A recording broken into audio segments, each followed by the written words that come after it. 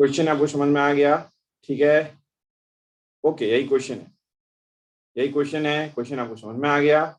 Okay, हम लोग इसका सॉल्यूशन करते हैं। बिटवीन द टू ब्लॉक्स के बीच में रिलेटिव मोशन नहीं है, यानी कि वो दोनों ब्लॉक्स एक सिस्टम की तरह काम कर रहा है और दोनों का मोशन एक है। दोनों का मोशन एक है यानी कि they have same acceleration. They have same acceleration. दोनों का एक्सेलरेशन क्या है? एक ही है। दोनों का मोशन एक है मतलब दोनों का एक्सेलरेशन एक है। रिलेटिव मोशन नहीं है मतलब पूरे का एक्सेलरेशन एक है। जो इसका एक्सेलरेशन है उसका वो नीचे वाले का भी एक्सेलरेशन है। तो जो स्मॉल एम का एक्सेलरेशन है वही नीचे वाले कैपिटल एम का भी एक्सेलरेशन है। नीचे वाले कैपिटल एम का भी एक्सेलरेशन है। अब आप समझिए कि इस पूरे बॉडी का अगर हमको एक्सेलरेशन निकालना है, पूरे को सिस्टम मान लिए, एक सिस्टम मान, तो जो हम लोग पढ़े हैं न्यूटन का सेकेंड नियम, तो फोर्स बराबर क्या होता है? मास इनटू एक्सेलरेशन, यही ना पढ़े हैं? Force equal to mass into acceleration. Mass into acceleration, यही पढ़े हैं। तो फोर्स जो है इस पूरे सिस्टम पे फोर्स क्या लग रहा है? फोर्स लग रहा है एफ। फोर्स क्या लग रहा है? एफ। अब पूरे सिस्टम का मास कितना है? दोनों का प्लस, एम प्लस छोटा एम प्लस बड़ा M, small M plus capital M, into क्या हो गया? इनटू एक्सेलरेशन, दोनों का common, because there is no relative motion between the two blocks, so both the blocks will have the same motion, that is the same acceleration. तो ये जो acceleration हो गया, ये कॉमन एक्सेलरेशन हो गया दोनों ब्लॉक का। ये एक्सेलरेशन कितने के बराबर हो जाएगा बाबू? ए बराबर हो जाएगा एफ बाई एम प्लस। ये एक्सेलरेशन हो गया सिस्टम का। ये सिस्टम का क्या हो गया? एक्सेलरेशन। सिस्टम का क्या हो गया? एक्सेलरेशन। अब आप इस बॉडी को देखिए, ये जो स्मॉलर ब्लॉक है, यहां पे जो एक्सेलरेशन है वो किसके कारण? फ्रिक्शन फोर्स के कारण है। एकमात्र फ्रिक्शन फोर्स के कारण इस पे एक्सेलरेशन है, जो कि आगे की तरफ लग रहा है, और उधर ही एक्सेलरेशन है। तो यहां पे इस केस के लिए एफ यानी frictional force is responsible for the acceleration of smaller block of mass m. यही फ्रिक्शन फोर्स जो है ये फोर्स का काम करेगा, और वो जो है उसी के कारण ये ma होगा, यानी कि m मास स्मॉल m का जो है एक्सेलरेशन a होगा। तो इसमें जो एक्सेलरेशन है यानी कि ma है, ma जो फोर्स इसको चाहिए इस a एक्सेलरेशन के लिए, मास m मास को a एक्सेलरेशन के लिए जो फोर्स चाहिए वो कहां से मिल रहा है? फ्रिक्शन से। तो F बराबर क्या हो गया? ma। F बराबर क्या हो गया? ma। F बराबर क्या हो गया आपका? ma। तो जो फ्रिक्शन फोर्स की वैल्यू है अब हम निकाल सकते हैं कि नहीं? m और a बराबर क्या अभी आया है? Capital F by m plus m। ये हमारा फ्रिक्शन फोर्स हो गया। ये हमारा क्या हो गया? Friction force. F बराबर m इंटू a कितना है हमारा? इसको हम अगर 1 लिख दें, इसको 2 लिख दें, क्या लिखेंगे? फ्रॉम 1 एंड ऐसा लिख सकते हैं, बाद में याद रखो। F इक्वल टू क्या हो गया? m into a। फ्रिक्शन के कारण वर्क डन निकालना, फ्रिक्शन के कारण वर्क डन निकालना था, तो वर्क डन बराबर क्या होता है? Force into displacement. फोर्स और डिस्प्लेसमेंट का डॉट प्रोडक्ट। वर्क डन बराबर हम लोग यही पढ़े हैं ना, F dot S। F dot S, F dot S यानी कि वर्क डन। यहां पे फोर्स क्या है? तो किसके कारण वर्क डन निकालना है? फ्रिक्शन के कारण। तो फ्रिक्शन फोर्स क्या हो गया? F, और डिस्प्लेसमेंट सपोज किया कि S हो गया। तो ये जो Fs हो गया, ये हमारा क्या हो गया? Work done due to friction. यहां पे हमें निकालना क्या है? F तो हम निकाल चुके हैं, फ्रिक्शन फोर्स निकाल चुके हैं, हमें S निकालना है। एस निकालना। तो न्यूटन का जो मोशन का इक्वेशन है उसमें एक इक्वेशन आप पढ़े होंगे, S equal to U T plus half A T square, ये आप पढ़े हैं। यहाँ पे u क्या है, इनिशियल वेलोसिटी, ये तो 0 है, क्योंकि ऑब्जेक्ट जब स्टार्ट करेगा तो कहां से स्टार्ट करेगा, 0, शुरुआत में तो 0 वेलोसिटी है, इसीलिए ये टर्म हमारा खत्म हो गया, 0 हो जाएगा। यहाँ पे क्या हो जाएगा, S equal to half A T square, half A T square.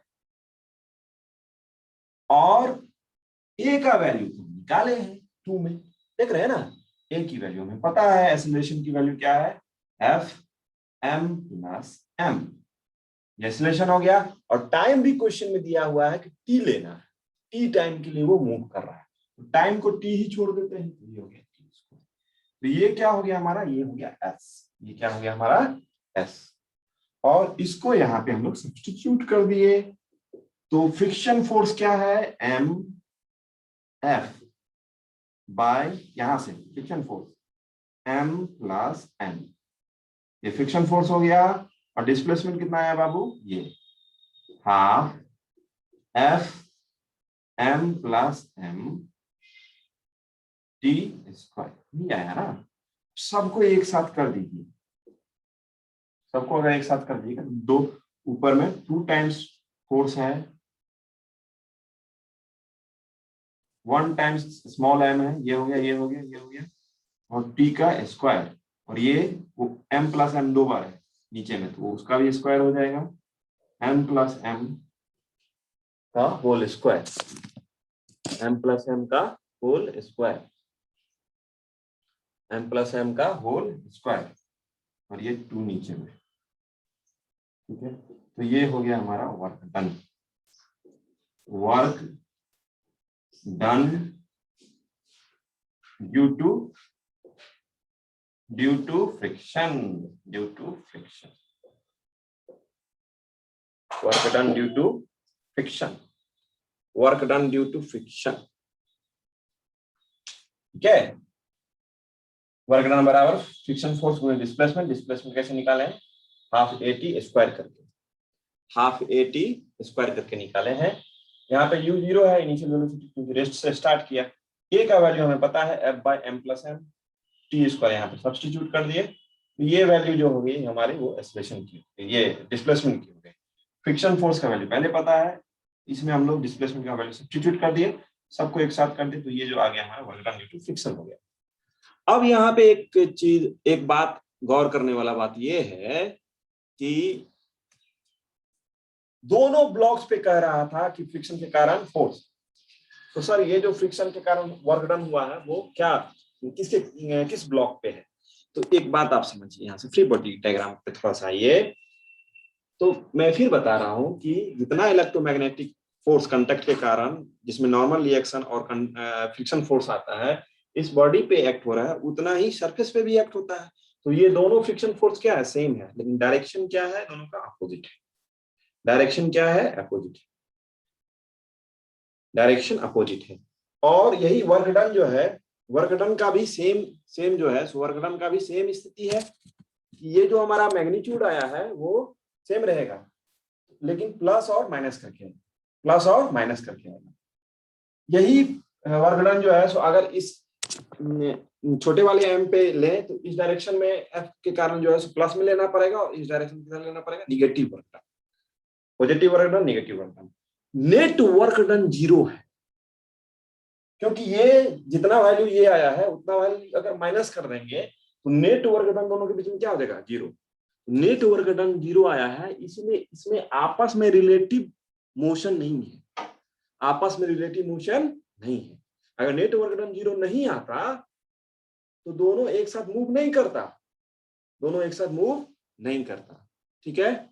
Question का second part, work done due to external force F, external force F, F, तो ये क्या हो जाएगा, फोर्स और dot product displacement F dot S, F dot S. तो यहाँ पे एस तो सेम है जो हम अभी लाए हैं एस, यानी कि ये हाफ इसको हम लोग 3 मान लेते हैं। ठीक है, तो ये डिस्प्लेसमेंट तो हम निकाल चुके हैं और हमारा एफ जो है सो जो वैल्यू दिया हुआ है एफ को ऐसे ही लिख देंगे और सिर्फ हम क्या कर लेंगे यहाँ पे डिस्प्लेसमेंट की जो वैल्यू है half F T square M plus M, ये वैल्यू हो गया। और इसको इसमें देखिएगा तो सिर्फ क्या है कि half F square T square M plus, ये हो जाएगा हमारा, बस हो गया, बस हो गया, कुछ नहीं था। जो एक्सटर्नल फोर्स है वो और जो डिस्प्लेसमेंट दोनों केस में सेम है। ब्लॉक के केस में वर्क डन निकाले हैं या जो हम लोग एक्सटर्नल फोर्स के कारण निकाल, दोनों के केस में डिस्प्लेसमेंट अभी निकाले हैं हाफ टी स्क्वायर करके, ये हम यहाँ से निकाले थे टी स्क्वायर, तो उसी को वैल्यू यहाँ सब्स्टिट्यूट कर दिया, एफ से मल्टीप्लाई कर दो, एफ स्क्वायर हो गया T square M plus M नीचे में आ गया। ठीक है, तो ये जो है